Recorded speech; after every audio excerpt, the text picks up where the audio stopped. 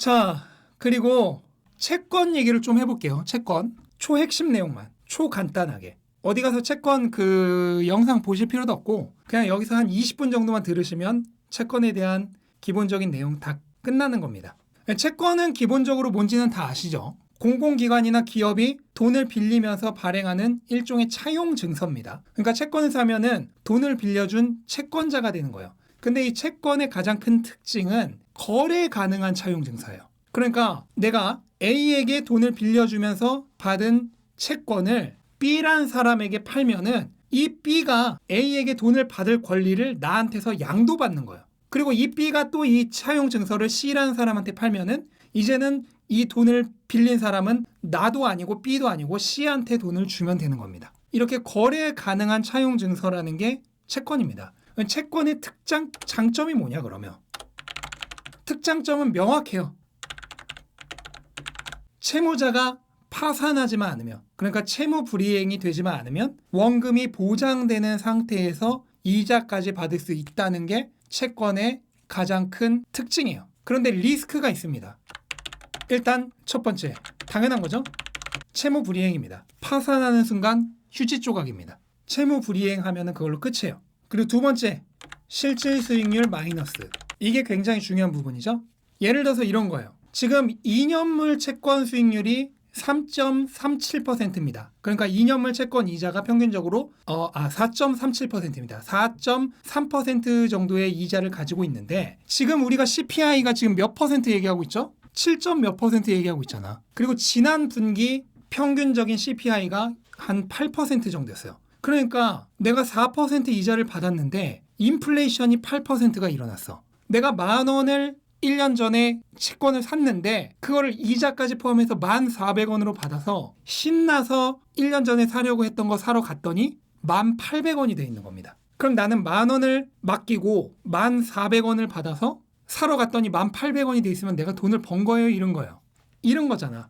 그래서 실질 수익률이 마이너스가 될 수 있다는 리스크가 존재합니다. 이게 이제 채권의 기본적인 장점과 리스크예요. 여기서 막간상식으로 이 채권 수익률과 가격이라고 하는 거는 다들 개념은 아시죠? 채권이 예를 들어서 10,000원짜리 채권이 있어요. 그리고 지금 4% 이자라고 하면은 1년 동안 연 이자율 기준으로 400원의 이자를 준다는 거예요. 그러면 1,400원인 거죠? 근데 채권 가격이 9,000원으로 떨어졌어. 그래도 이자는 똑같이 처음에 발행했을 때 약속했던 400원의 이자를 줍니다. 그러면 누군가가 나에게서 9,000원짜리 채권을 사가요. 그러면 이 사람한테는 채권의 이자율이 4%가 아니죠. 왜냐면 이 사람은 9,000원을 투자해서 400원의 이자를 받는 거니까 이자율이 한 4.4%가 되는 건가요? 그러면 채권의 가격이 하락하면 그만큼 이자율이 증가하는 거예요. 왜냐면 이자는 똑같이 처음에 약속한 이자인 400원을 주니까.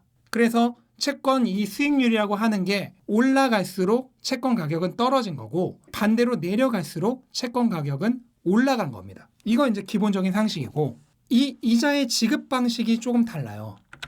이자 지급 방식이 크게 세 가지가 있는데 첫 번째가 할인채입니다. 이거는 뭐냐면 처음 살 때부터 선이자 떼는 거예요. 예를 들어서 10,000원짜리 채권이고 5%짜리 할인채다. 그러면 5% 이자는 500원이죠. 그 500원을 뺀 9,500원으로 사는 겁니다. 그리고 나중에 10,000원으로 그 채권을 돌려주면서 10,000원으로 받는 거예요. 이 선이자 떼는 게 할인채. 그 다음에 두 번째가 이표채. 이게 이제 가장 일반적인 채권입니다. 이거는 뭐냐면은 말 그대로 매 시즌마다 이자를 받는 거예요. 예를 들어서 내가 연간 4% 이자를 받아야 되고 이 채권이 3개월마다 이자를 지급한다면 나는 매 분기마다 1%씩 이자를 받는 거예요.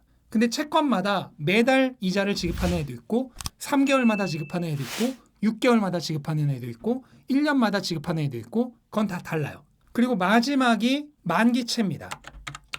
말 그대로요. 평상시 이자 안 받다가 만기 때 한 번에 돌려받는 겁니다. 예를 들어서 5% 이자율이고 2년 동안이면은 1년 동안 500원, 500원 해서 10,000원짜리 채권이면 만기 때 11,000원으로 받는 거예요.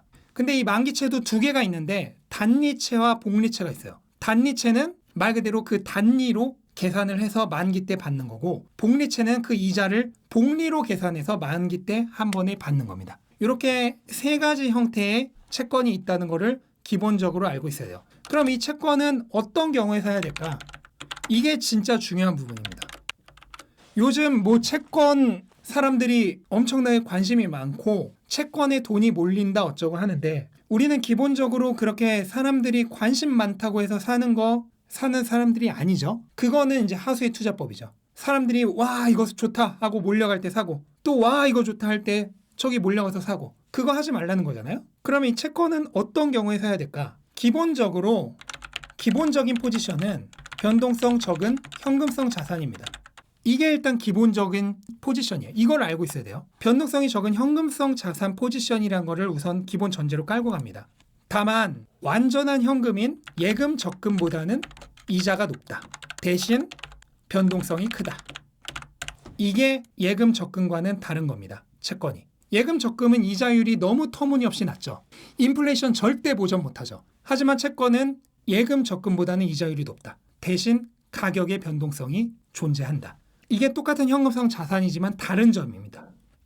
그래서 채권을 만약에 보유한다면 어떠한 방식으로 어떠한 기본적인 관념을 가지고 보유를 해야 되느냐? 1, 3년 정도의 단기성 자금은 단기성 구매력이죠. 1에서 3년 정도 사용할 예정인 단기성 구매력은 채권 직접 투자, 채권을 직접적으로 사는 겁니다.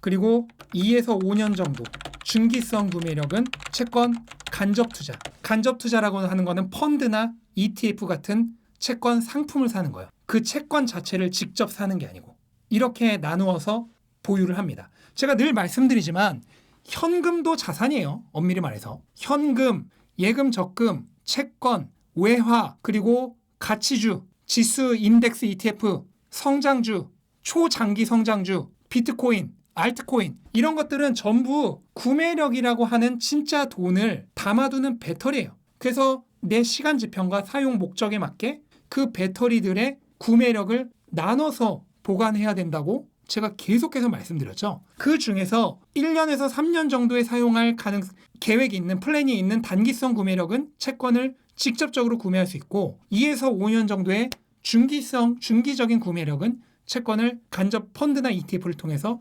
간접적으로 보유하는 형식으로 그 구매력을 담아둘 수 있다라는 것을 말씀을 드리는 거예요. 그래서 뭐 결론적으로는 상대적으로 그렇게 멀지 않은 근미래에 사용할 가능성이 있는 중단기성 자금을 모아두는 현금성 자산이다 라고 생각을 하시면 됩니다. 이런 현금성 자산이 없는 상태에서 그냥 전 재산을 장기 투자에 올인한다. 이게 오히려 장기 투자를 더 힘들게 하는 겁니다. 이렇게 하면 오히려 장기 투자가 더 어려워지는 거예요. 자, 그래서 여기까지는 다 기본 전제로 깔아두고 근데 이제 이런 말씀을 하시는 분들이 계세요. 전 이미 올인했는데요. 이미 모든 돈을 장기 사용 예정의 구매력에 다 복원을 했다. 그러니까 5년 이상 또는 뭐 3에서 7년 정도 바라봐야 하는 그런 자산에 이미 모든 자금을 올인을 했다. 그래서 이렇게 뭐 단기적인 현금성 자산을 구매할 여력이 없다고 하는 분들 얼마든지 있을 수 있죠. 그런 분들이라면 제가 이제 돈생강사를 하라고 계속 말씀을 드리는데 그 돈생강사 하라고 하는 게 모든 자금을 다 장기 보유 구매력 자산에 전부 다 보관을 하라는 게 아니에요. 나눠서 보관을 하라고 말씀드리는 거잖아요. 그러면 이미 모든 자산을 장기 구매 자산을 전부 다 사서 단기성 또는 중기성 자산을 살 돈이 하나도 없다는 하시는 분들은 새롭게 생기는 돈을 그런 중단기 자산을 사는 돈생강사를 하시면 되는 겁니다. 내가 예전에 사놨던 거 물 탄다고 계속해서 그거 사지 말고 지금이라도 중단기성 자산을 사면 됩니다. 이해가 되세요? 모든 게 다 자산이에요. 그리고 구매력을 나눠서 담는 겁니다. 근데 나는 이미 3년에서 5년 또는 그 이상을 바라보는 장기 구매력 자산을 꽉 채웠어. 그러면 새로 돈 생기는 거는 단기성 또는 중기성 자산을 채우면 되는 겁니다. 돈생강사를 하더라도 얘를 돈생강사 하는 게 아니라 내가 채우지 않은 중단기성 자산을 채우는 거예요. 그러면 순서는 어떤 순서로 하느냐? 가장 단기성 자산부터 채워나가시면 됩니다. 순서는 초단기성 자산인 현금부터. 그 현금이 저는 3개월에서 6개월 정도 있어야 된다고 예전에 말씀드렸죠. 물론 사람에 따라서는 또는 본인의 그 나이나 라이프 사이클에 따라서는 1년에서 2년까지도 뭐 할 수 있는데 기본적으로 3개월에서 6개월 정도로 저는 생각을 하고 있어요. 그래서 내 생활비에 3개월에서 6개월 정도 사용해야 할 돈은 가장 초단기성인 현금을 먼저 꽉 채웁니다. 이게 꽉 차면은 그 다음 물로 넘어가는 거예요. 그 다음 물이 1년에서 3년 정도, 3년 이내, 뭐 사람에 따라서는 2년 이내 사용할 단기성 자금이죠. 그거를 채우는 겁니다. 그게 꽉 차면 그 다음에 2년에서 5년 정도 사용할 중기성 자금을 채우는 겁니다. 그리고 참고로 성장주도 주식에 따라서는 중기성 자금에 들어갈 수 있어요. 근데 뭐 그거는 나중에 또 얘기를 하도록 하고, 그 중기성 자금을 채우는 겁니다.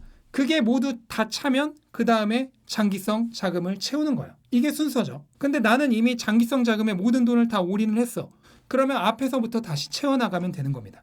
지난 과거가 중요한 게 아니라 지금부터라도 알았으면은 그렇게 해나가면 돼요. 그러려면은 이게 가능하려면은 우선 자신의 자산 계획부터 짜야겠죠. 나는 얼마가 필요한가? 그리고 앞으로 1년 동안, 그리고 3년 후에, 5년 후에 얼마 정도 돈을 사용할 건가? 이거를 기본적으로 계획을 먼저 세워야 되는 거예요. 그리고 그 계획에 맞춰서 열심히 벌어서 그 계획에 맞게 채워나가면 되는 겁니다. 지금 꼭 예전에 내가 샀던 게 가격이 많이 떨어져서 물타기 해야 돼. 그렇게 생각하실 필요는 없어요. 그냥 단순히 감정적으로 그렇게 반응한다면은 그것은 굉장히 안 좋은 판단입니다. 지금부터라도 계획을 짜시고, 혹시라도 계획이 뭐 다들 있으시겠지만 없으신 분들은 지금이라도 한 번쯤 계획을 세워보고 각각의 필요한 구매력에 맞게 가장 단기성 자금부터 채워나가면 되는 겁니다. 가장 좋은 방법은 뭐예요? 네, 소득을 늘려야 돼요. 빠르게 돈생을 하는 겁니다. 그래서 제가 현금 채굴방도 만들고 여러분들에게 계속 그게 중요하다고 강조를 하는 거잖아요. 빠르게 돈생을 해서 가장 단기성 자금부터 지금부터 채워나가세요. 그게 모두 다 올 클리어 됐으면은 그 다음부터는 잉여 자금, 장기성 구매력에 전부 올인하면 되는 겁니다. 그 다음부터는.